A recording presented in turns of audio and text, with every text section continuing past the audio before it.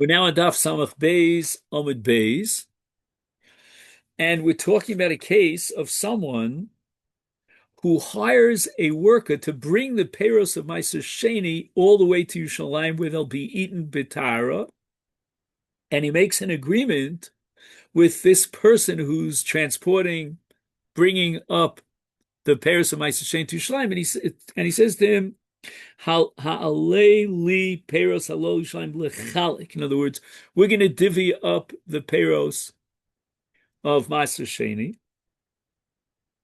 You'll take half and I'll take half.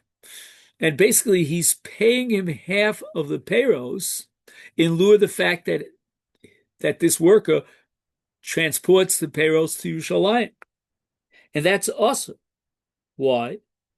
Because basically, he owes a debt to this worker, this employee who's transporting his Maser Sheni to Yerushalayim on his behalf.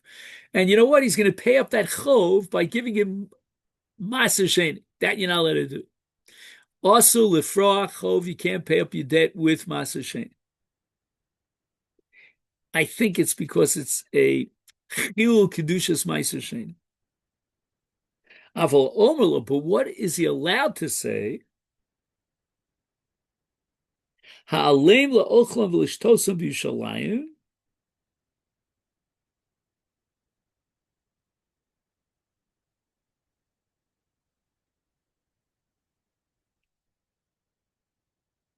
V'nosnim zeh lazeh matana shel chinam. Right? He's allowed to say, you know what? You do what you have to do and bring the Maser Sheni to Yerushalayim. I'm going to give you a gift of kach v'kach, this amount of volume of peiros, as a gift. And that you're allowed to do. You're allowed to give out gifts from Maser Sheni. You don't have to eat all your Maser Sheni yourself personally. Now, let's get back to our case of the donkey drivers. You're not allowed to pay them with Shemitah because that would be a violation of Schora, B'Peiros Shvius, with produce of Shemitah. But you can give them a gift. So if the donkey drivers, want to get paid, we're going to say to them, well, look, I can't pay you with produce that's Shvius, but what I can do is I'll give it to you a gift. And he's perfectly happy with that arrangement. So this is all Abaye. Now Rava steps in. Rava doesn't like Abaye's interpretation when it says Hareza Shvius, that it means, he gave him a gift. Li'olam de kadosh b'kedusha Shvius. The Brisa really holds that the wages that are being paid to this person for whatever lakita he's doing with the peiros shvius, and he's harvesting them and so forth and so on, that now becomes sanctified with kedusha shvius, and therefore it's awesome. I mean, you can't take it for yourself, and there'll be a mitzvah beer, etc., etc. Uda kakashalach poel. But now you ask the question with regard to a poel. If the poel was hired to do the lakita on vegetables during Shemitah,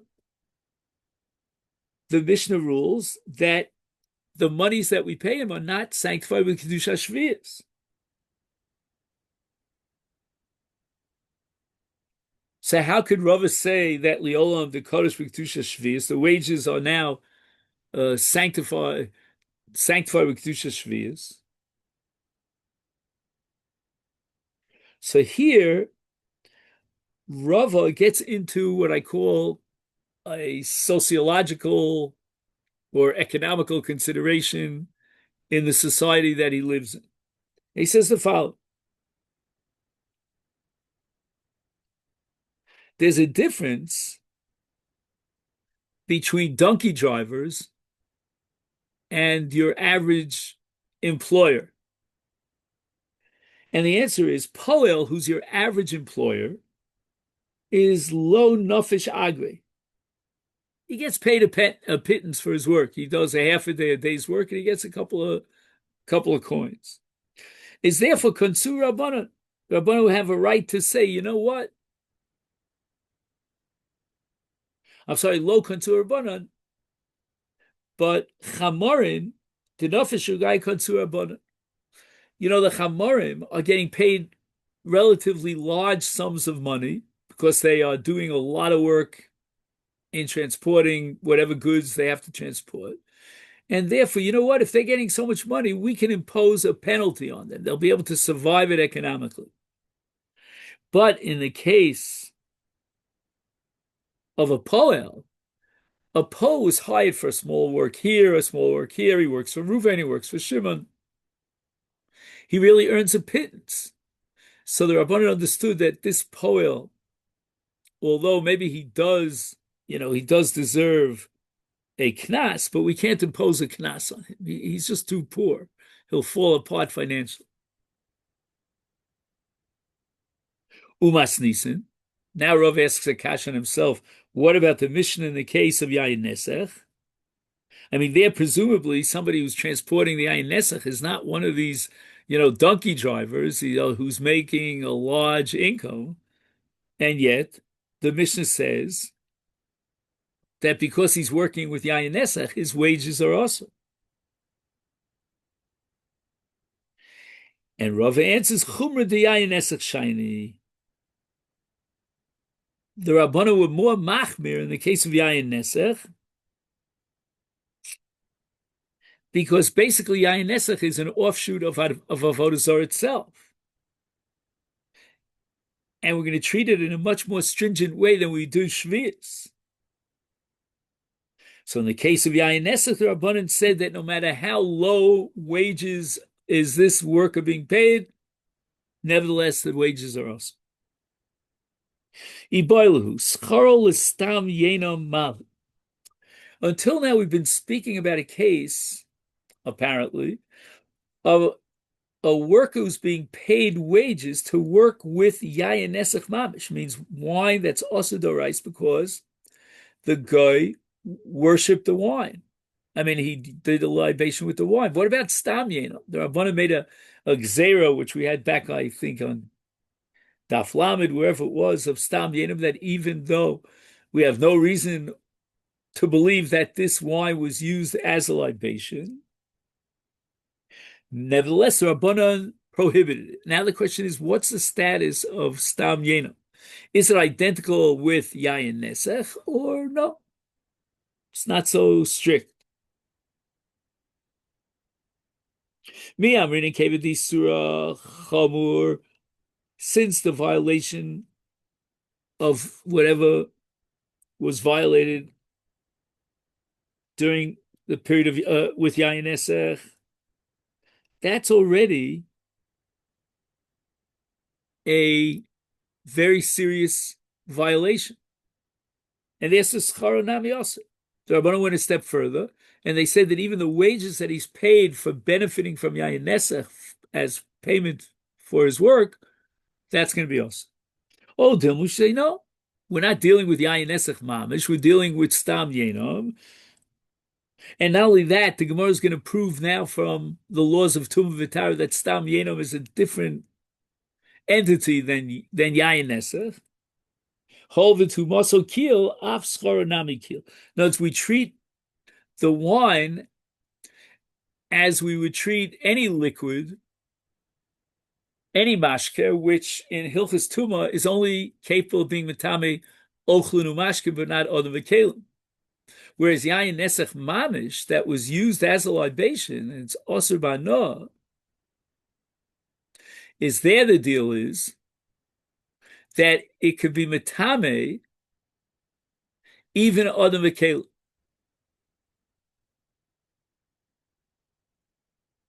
So it seems to me that one of the most fundamental chakiras we would have in learning Masechet Avodah Zara is about the nature of Stam Yenom and its relationship to the father with the Av, which is Yayin Shenis Nasech Avodah Zara.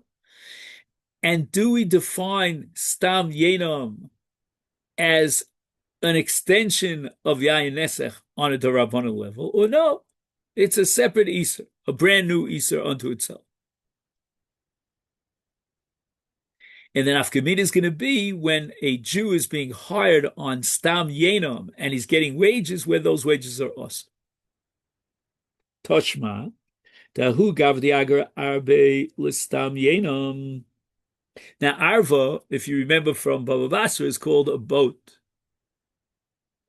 And this Jew, apparently,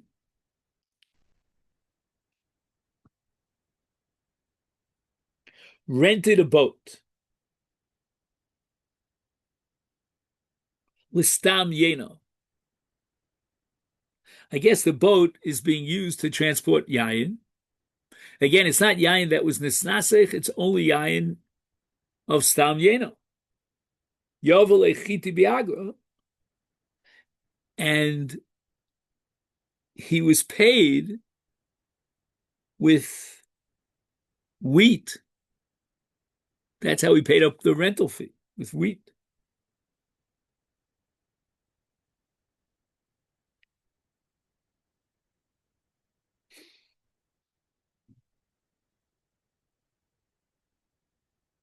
So now the wages are the wheat, or is the wheat, whatever way.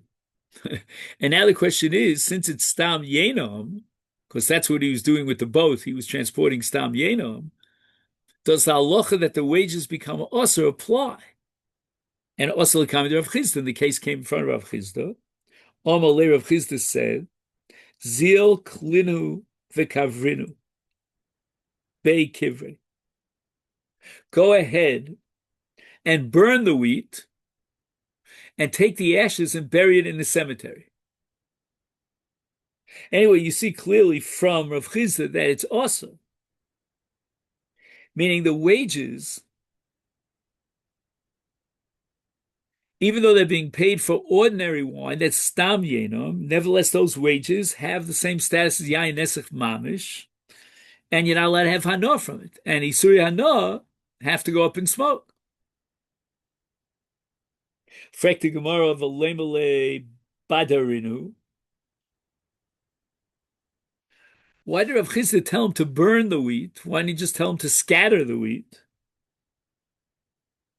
And the Gemara says, Asu behuli de takola. This is a dangerous thing.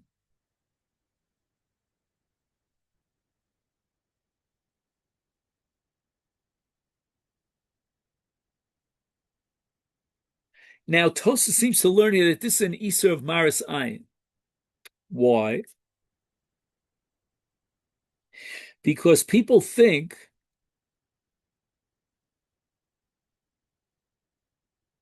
just one minute, maybe we'll wait a little bit with this Tosus.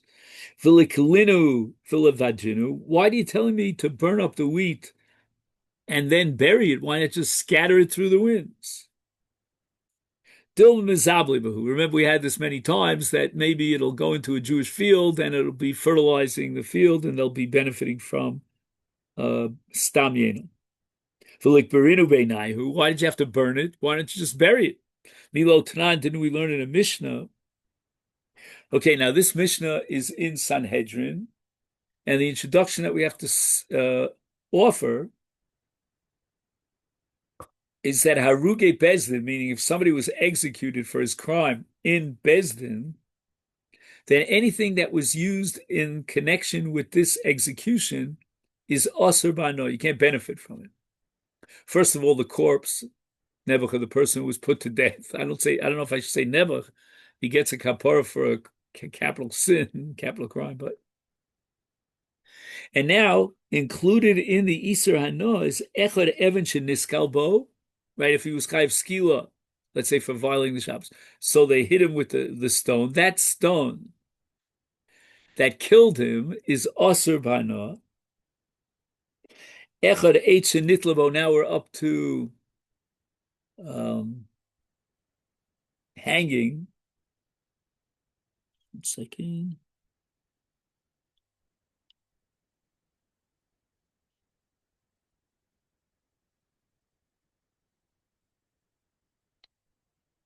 One second, let me just calculate this. Kilo, Sreifa, Hereg, Chenek. Yes, a Hereg is Saif. Just 1 second. So we're going to go on, but I'm going to try to see the Echad Saif Sheneragbo. Okay. Herrig is Saif and the sword that they used to kill him. Echad Suda Shenechlachlo. Right, Chenek is one of the four Mises Bezdin, and they used to take a Suda, a scarf, and that's how they strangled him. Is Kulam Nikbarim Imo. All of the above items have to be buried in the cemetery together with the corpse of the executed.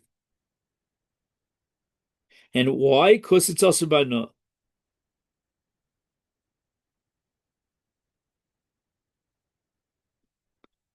I'm just trying to figure out.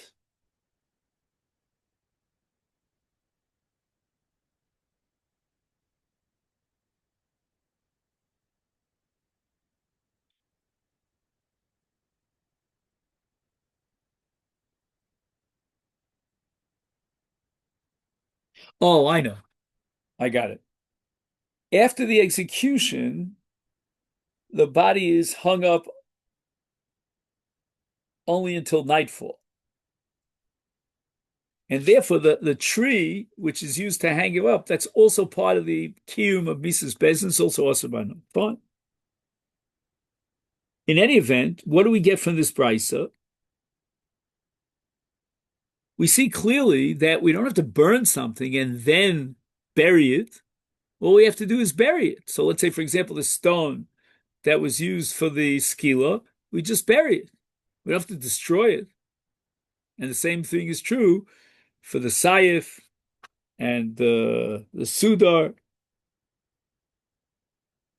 right? The tree, which is hung, all this is buried underground. We don't have to burn it. So the Gemara answers, Hasam de kokavri bebeidina. No one's going to unearth these objects once they're buried, because they're buried in a special cemetery that's dedicated exclusively for Haruge Misas Bezdin. And they know that you can't touch it. Is Mucha Milsa da Haruge Bezdin.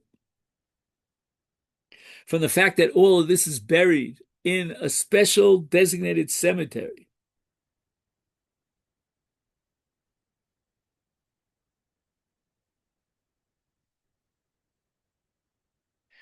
That is exclusively dedicated to Haruge Bezdin. No one's going to tamper with that. They know you can't go near it. But Hacha, here, in the case of the wages, Lo Mucha Midi, Milsa. So the wheat was paid as wages for Yayin Nesech, Stam Yeno. And now the wheat, if we don't burn them and we just bury them, somebody might get access to them. Like, I don't know exactly how you unearth wheat, but whatever. Amar inish gona vi isik kavra hocha. They'll say that this wheat, which is healthy wheat, was stolen, and the Ganav, wanted to get rid of the goods because they were in hot pursuit and he was going to get caught. So he buried the wheat. We have rights to take the wheat, even though lechora the wheat belongs to its original owner. But the answer is that the Ganav was kona b'shinui, or alternatively that the owner was misyayish. It was after Yesh. Amar inish gona v'aisi kivrei hocha. But here in the case of wheat, we have this problem that if they bury the wheat without burning it first, somebody thinks, oh, this is stolen wheat, and now it's after Yesh, we can take it, and he'll benefit from it. Deber of Yanai, Yazve perish v'is me'aniyim. Very strange case. That Rav Yanai and the people in Rav Yanai's court, they borrowed pairs of shvius, produce of shvius from the aniyim. Uparaluhu b'shminis. They said, you know what? We're going to borrow this volume of fruit, grains, whatever it might be, and we're going to pay you with peros of shminis. You know, it's in the 8th year, we'll give you back the exact volume of peros. But then it's the 8th year and it's not Kodesh B'Kedusha Shvius. Asu Amrulei Rabbi Yochanan, when they told Rabbi Yochanan about this arrangement, Amar Lahu, he said to them, Yeos Hein Avd, meaning Yashikoch. They acted in the right way.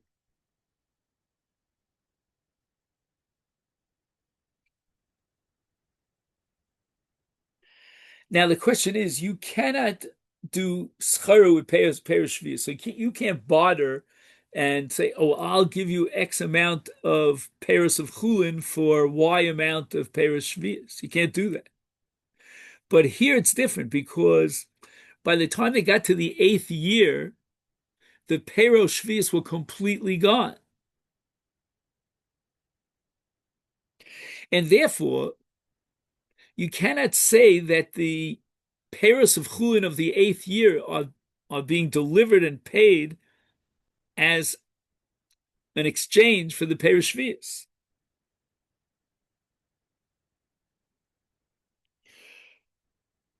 And therefore it's permitted.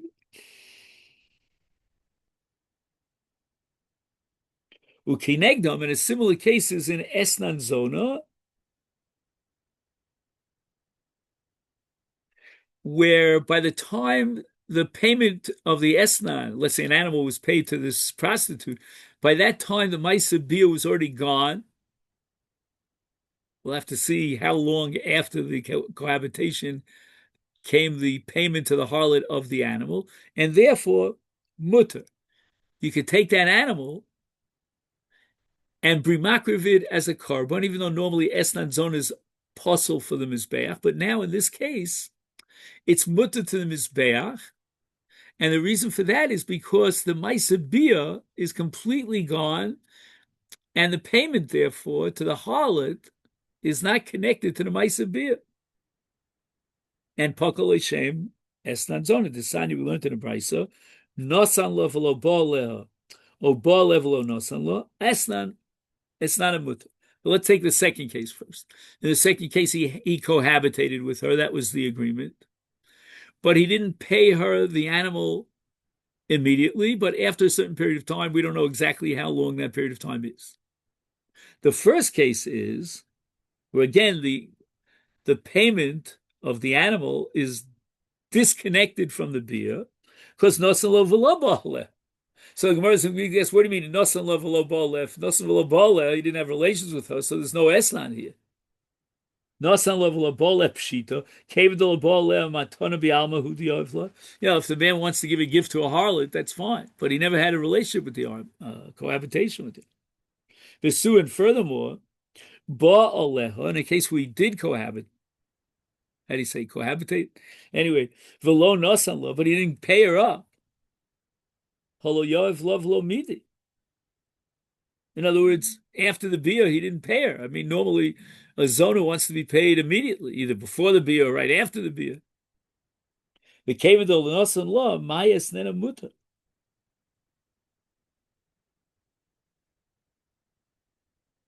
Elahachi Komer says Rabbi Yochanan, what's the case? Nosan lo v'achakach ba'aleha, o ba'aleh v'achakach nosan lo, es nona muta. In other words, if there's a separation in time between the payment and the Maisa Bia, in one or two scenarios, either because he didn't pay her immediately, he paid her after a certain amount of time, or because he paid her immediately and he only had the Bia after a certain amount of time. In those cases, the Esnan is mutter. You can take the animal and be makriv as a carbon. Again, I wouldn't want to do it, but you're allowed to do it.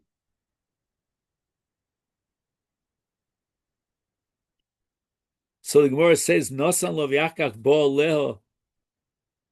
Okay, so he gave her payment. He hasn't yet implemented the cohabitation. Is l'chibale. Later on, when he has beer with her, then lemafrea, retroactively, the animal that he gave her up front is now esnan zona. Clearly, it was payment for the beer. We'll just do a little bit here on Daf Samach Gimel. Lechol le isu esnan lemafrea, Omer Abelazar, shekodmu v'krivas. So this is going to introduce a whole sugya and kudshim, but basically what happened was that she received the animal up front before the Maisa Bia. And not only that, before the Maisa Bia, she brought the animal as a carbon. I guess even harlots, bring carbonos. So now we can't say Lamafreya because, right, what happens is she got the animal up front. The Bia has not yet taken place. She brings the carbon from this animal, and then he has the Bia with her. So you can't say Lamafreya here, because what are you going to do? You're going to say Lamafreya when she brought the carbon. It was already an Esnan at that time. It wasn't an Esnan at that time. He hadn't yet implemented the Bia. So the Gemara is going to go into great detail in explaining the case that Rabbi Lazar is formulating, and that we'll leave in Ritz Hashem for tomorrow. Okay, then? So thank you very much, and have a great day.